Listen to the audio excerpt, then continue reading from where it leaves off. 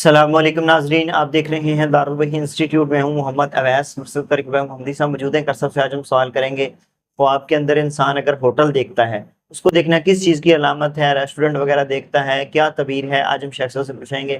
Programme سارا سماعت فرمائیں تاکہ آپ کو سمجھ آ سکے۔ السلام علیکم۔ وعلیکم السلام۔ ویسا خواب کے اندر ہوٹل دیکھنا، اس کے اندر انسان ریسٹورنٹ دیکھتا ہے، ہوٹل دیکھتا ہے، اس کے اندر انٹری ہو رہی ہے اس کی، تو نئی شروعات اس کی زندگی کے اندر، نئے نئے منصوبے، نئے نئے کام اس کی لائف کے اندر آنا شروع ہو جائیں۔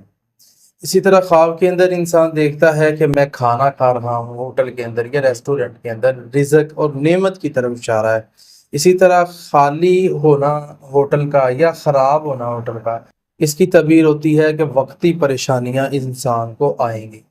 اسی طرح خواب کے اندر انسان دیکھتا ہے کہ میں کسی کے ساتھ ہوں اور ہوٹل کے اندر جا رہا ہوں، رشتہ یا دوستی میں بہتری آئے گی انسان کے۔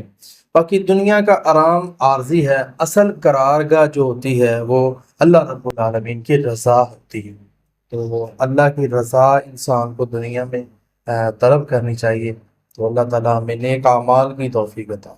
بہت شکریہ جی ناظرین، اگلے پروگرام میں پھر حاضر ہوں گے، ہمیں اجازت دیجیے، اللہ حافظ۔